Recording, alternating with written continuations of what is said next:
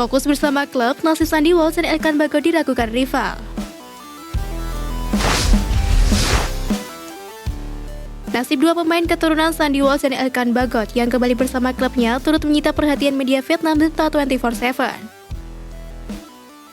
Seperti diketahui, Elkan Bagot dan Sandy Walsh termasuk dalam rombongan 23 pemain yang dibawa Sintayong untuk tampil di Piala AFF 2022. Diketahui, Sandy Walsh harus kembali ke klubnya Kevin Mechelen di tengah pemusatan latihan skuad Garuda yang digelar di Bali. Baik keturunan itu dijadwalkan bakal melakoni 2 laga untuk Kevin Mechelen pada 21 dan 24 Desember. Sandy Walsh pun kemungkinan baru bisa gabung di laga kedua melawan Brunei Darussalam. Laga itu akan digelar pada 26 Desember 2022. Keraguan bukan cuma datang dari Sandy Walsh, baik keturunan lain Indonesia Elkan Bagot juga diragukan tak bisa tampil membela skuad Garuda.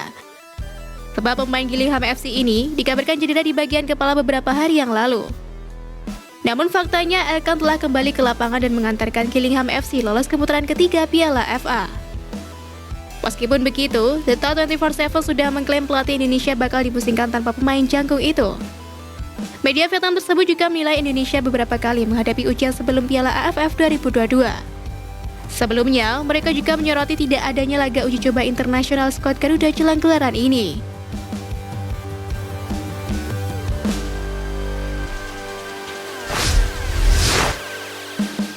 Pemain yang berpotensi dicoret Sintayong.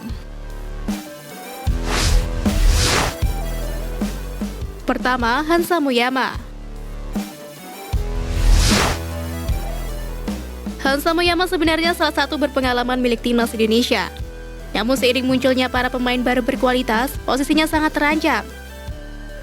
Di posisi bek tengah, Indonesia memiliki Elkan Bagot dan Jordi Amat. Belum lagi ada sosok Fahrudin Arianto dan Rizky Ridho.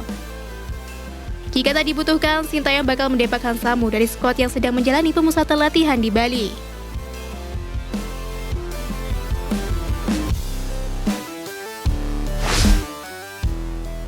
Kedua, Edo Febriansyah. Stok pemain belakang timnas Indonesia melimpah, sederet pemain berkualitas dimiliki Sintayong, dan belum lagi tambahan pemain keturunan seperti Sandy Walsh yang bisa memainkan banyak posisi. Kondisi itulah yang membuat posisi Edo Febriansyah bakal sangat terancam. Bukan tidak mungkin Edo menjadi salah satu pemain yang dicoret Sintayong.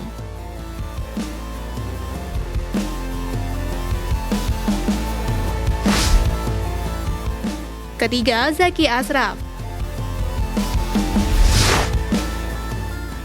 Sama melimpahnya dengan sektor bertahan, pemain bertipe gelandang timnas Indonesia saat ini cukup banyak dan nyaris memiliki kemampuan setara.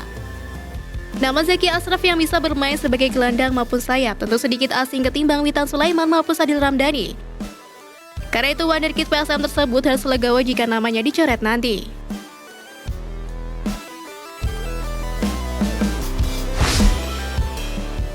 Keempat, Dendi Sulistiawan. Striker memang menjadi masalah besar Sintayong. Pelatih asal Korea Selatan ini bahkan mengklaim kompetisi lokal tak mampu hadirkan striker jempolan. Meski memiliki kualitas cukup bagus, Dendi Sulistiawan belum terbukti mampu menjadi solusi lini depan skuad Garuda.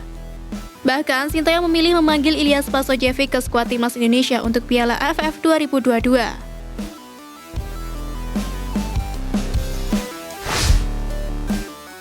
Kelima, Syahrul Trisna. Perebutan posisi penjaga gawang tak kalah menarik dari posisi lainnya. Selama ini, Nadeo Argawinata selalu menjadi pilihan pertama Sintayong. Sementara kualitas Muhammad Riyani di Liga 1 tak perlu lagi membutuhkan pembuktian. Karenanya posisi Syahrul Trisna di tempat ketiga sangat rawan tercoret.